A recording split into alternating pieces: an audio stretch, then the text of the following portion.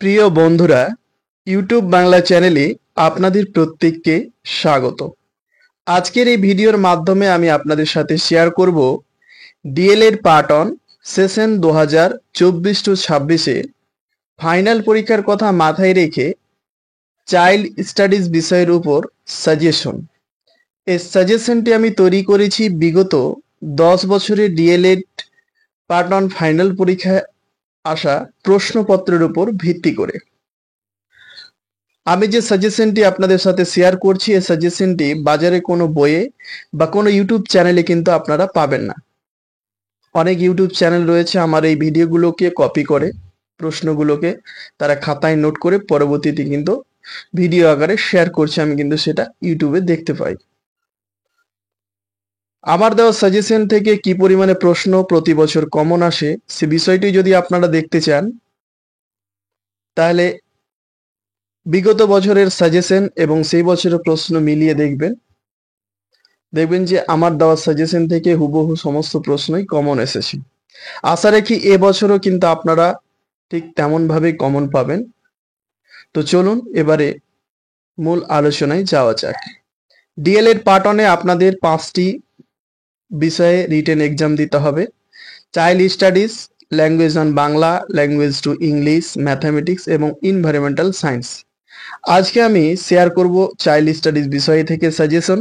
আমি অলরেডি বাংলা এবং environmental science বিষয় থেকে সাজেশন আপলোড করে দিয়েছি। সেই ভিডিওগুলো যদি এখনো দেখে না থাকেন, এই ভিডিও ডেসক্রিপশন বক্সে আমি তার লিঙ্ক দিয়ে দেবো, সেখান থেকে আপনারা দেখে নেবেন। এবারে আমরা দেখে নেব প্রশ্নের প্যাটার্ন কি রয়েছে। 20টি এমসিকিউ প্রশ্ন থাকে, সেখানে 4টে করে অপশন থাকে, সঠিক উত্তরটি আপনাদের বেছে নিয়ে খাতায় নোট করতে হবে। 12টি থাকে 2 মার্কের প্রশ্ন, সেখানে 10টির উত্তর লিখতে হয় আপনাদের, সেখানে 20 নম্বর। 7 নম্বরের জন্য 3টে প্রশ্ন থাকে, 2টোর উত্তর লিখতে হবে আপনাদের, 14 নম্বর। 16 নম্বরের জন্য 2টো প্রশ্ন থাকে, সেখানে 1টি প্রশ্ন উত্তর লিখতে হবে, 16 নম্বর। আর প্রজেক্ট হচ্ছে 30 নম্বর।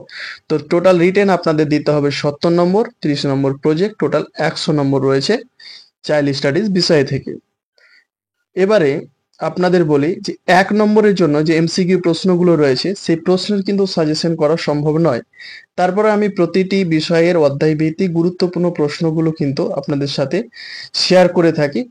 তো শেয়ার করি আমি সেই প্রশ্নগুলো ডিএলএড পরিবার বলে যে আমার একটি ফেসবুক গ্রুপ রয়েছে, পেজ রয়েছে, সেই পেজে।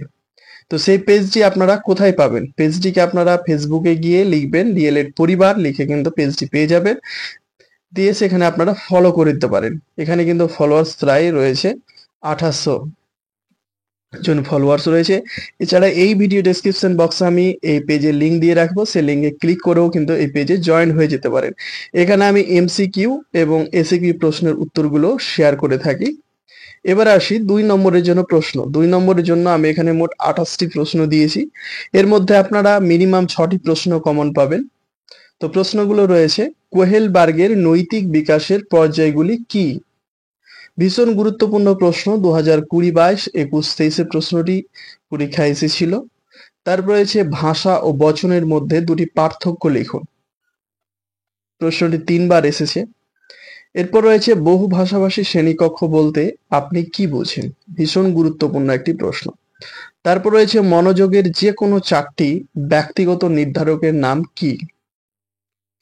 তারপর রয়েছে থর্নডাইকের শিখন নীতির প্রস্তুতির সূত্রটি কি? তারপর রয়েছে ডিকন্ডিশনিং বলতে কি বোঝেন? পরের প্রশ্ন, সামাজিকরণ কি? তারপর রয়েছে শিশুর সামাজিকরণে পরিবারের ভূমিকা কি? তারপর রয়েছে শিশুদের ক্ষেত্রে ভয় এবং উৎপাদন উদ্দীপকগুলি কি? এই প্রশ্নের উত্তরগুলো কিন্তু আমি সেই ডিএলএড পরিবার ফেসবুক পেজে কিন্তু আমি শেয়ার করে দেবো আপনাদের সুবিধার্থে। তারপর রয়েছে প্রাথমিক স্তরে শিশুদের প্রক্ষোভ বিকাশের দুটি বৈশিষ্ট্য লেখো। পরের প্রশ্ন, বিকাশের সন্নিহিত অঞ্চল বলতে কি বোঝেন? পরের প্রশ্ন, নির্মিতিবাদ কি? পরের প্রশ্ন, পেঁয়াজের প্রজ্ঞামূলক বিকাশের স্তরগুলি কি? পরের প্রশ্ন, পরিণমন কাকে বলে? পরের প্রশ্ন, শিশু কেন্দ্রিক শিক্ষণ কৌশল বলতে কি বোঝেন? পরের প্রশ্ন, পরিবারকে টার্নিং পয়েন্ট অফ সিভিলাইজেশন বলা হয় কেন? পরের প্রশ্ন, সুপার ইগো বলতে কি বোঝেন? পরের প্রশ্ন, সেলফ ইমেজ বলতে কি বোঝায়? পরের প্রশ্ন, নির্মিতিবাদের দুটি বৈশিষ্ট্য লিখুন। পরের প্রশ্ন, দলগত খেলা বলতে কি বোঝেন? তারপরে প্রশ্ন, সহযোগী খেলা বলতে কি বোঝেন? পরের প্রশ্ন, ব্যাবলিং বলতে কি বোঝায়? তারপর রয়েছে ভাষার উপাদান কয় প্রকার, কি কি? তারপরে প্রশ্ন, মনোযোগের পরিসর বলতে কি বোঝেন? পরের প্রশ্ন, দীর্ঘস্থায়ী স্মৃতি কাকে বলে?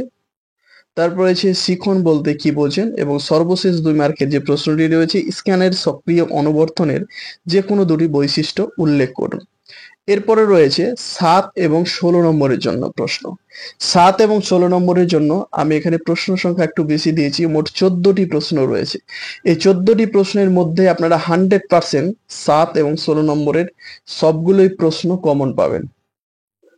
তো প্রথম যে প্রশ্নটি রয়েছে, বৃদ্ধি কাকে বলে, বিকাশ কাকে বলে? বৃদ্ধি বিকাশের মধ্যে পার্থক্য লিখুন। এখান থেকে কিন্তু 1 নম্বরের জন্য 2 নম্বরের জন্য প্রশ্ন দিয়ে দিতে পারে। বলে দিল বৃদ্ধি কাকে বলে, অথবা বিকাশ কাকে বলে, অথবা হয়তো বলে দিল যে বৃদ্ধি বিকাশের মধ্যে পার্থক্য লিখুন 2 নম্বরের জন্য, অথবা বলে দিতে পারে 2 নম্বরের জন্য যে বৃদ্ধির বৈশিষ্ট্য লিখুন অথবা বিকাশের বৈশিষ্ট্য লিখুন। তো প্রশ্ন যেভাবে আসুক না কেন, এখানে আপনারা কিন্তু পড়লে উত্তর লিখতে পারবেন। এরপর রয়েছে 2 নম্বর, লরেন্স কোহেলবার্গের তথ্য অনুযায়ী নৈতিক বিকাশ আলোচনা করুন। এই প্রশ্নটি এইভাবেও দিতে পারে, নৈতিক বিকাশ বলতে কি বোঝেন? কোহেলবার্গের প্রস্তাবিত নৈতিক বিকাশের স্তর বা পর্যায়গুলি আলোচনা করুন। প্রশ্ন যেভাবে আসুক না কেন, উত্তর আপনারা লিখতে পারবেন। প্রশ্নটি কিন্তু 2014, 16, 15, 17, 16, 18, 18, 20, 19, 21 পর পর প্রশ্নটি দিয়েছে। ভীষণ ভীষণ গুরুত্বপূর্ণ একটি প্রশ্ন। এরপরে রয়েছে 3 নম্বর, প্রাথমিক স্তরে শিশুদের বিকাশ, সামাজিক বিকাশ, প্রাক্ষবিক বিকাশের ক্ষেত্রে ক্রীড়ার ভূমিকা আলোচনা করুন। প্রশ্নটি এভাবেও থাকতে পারে, খেলার সংজ্ঞা লিখুন, শিশুর প্রাক্ষবিক সামাজিক বিকাশের সঙ্গে খেলার যোগাযোগ আলোচনা করুন। প্রশ্নটি ভীষণ গুরুত্বপূর্ণ প্রশ্ন। তারপর রয়েছে থর্নডাইকের মূল সূত্রগুলি ও শিক্ষা ক্ষেত্রে তাদের গুরুত্ব আলোচনা করুন। পরের প্রশ্ন, ভাষাতত্ত্ববিদদের মতে ভাষার উপাদান কয় প্রকার, কি কি? উপাদানগুলির সংক্ষিপ্ত পরিচয় দিন। ভাষা বিকাশের বিভিন্ন স্তরগুলির সংক্ষিপ্ত বর্ণনা দিন। পরের প্রশ্ন, বহুভাষী শ্রেণীকক্ষের 4টি বৈশিষ্ট্য লিখুন। এই ধরনের শ্রেণীকক্ষে শিক্ষকের 3টি গুরুত্ব লিখুন, বলুন। পরের প্রশ্ন, প্রাচীন অনুবর্তন কি, তার বৈশিষ্ট্যগুলি লিখুন। পরের প্রশ্ন, আবেগ বা প্রক্ষোভের স্তরগুলি সম্পর্কে আলোচনা করুন। তারপরে যে প্রশ্নটি রয়েছে, পিয়াজের প্রজ্ঞামূলক বিকাশের কয়টি স্তরের কথা বলেছেন? প্রতিটি স্তরের বৈশিষ্ট্য আলোচনা করুন। তারপরে নির্মিতিবাদ কাকে বলে, নির্মিতিবাদের প্রকারগুলি কি কি? ভাইগরস্কির নির্মিতিবাদ তত্ত্বটি সংক্ষেপে লিখুন। পরের প্রশ্ন, মনোযোগ কাকে বলে, মনোযোগের প্রকারগুলি কি কি? মনোযোগের নির্ধারকগুলি বিবৃত করুন। পরের প্রশ্ন, প্রচেষ্টা ভুল সংক্রান্ত শিখনের তত্ত্বটি কার? এই তত্ত্বের 3টি বৈশিষ্ট্য সংক্ষেপে বর্ণনা করুন। পরের প্রশ্ন, ফ্রয়েডের ব্যক্তিত্ব বিকাশের স্তরকে কভাগে ভাগ করেছেন? সংক্ষেপে ব্যক্তিত্ব বিকাশে ফ্রয়েড কথিত স্তরগুলি বর্ণনা করুন। সর্বশেষ যে প্রশ্নটি রয়েছে, স্মৃতির শ্রেণীবিভাগগুলির বর্ণনা দিন। শ্রেণীগুলির মধ্যে পারস্পরিক তুলনামূলক আলোচনা করুন।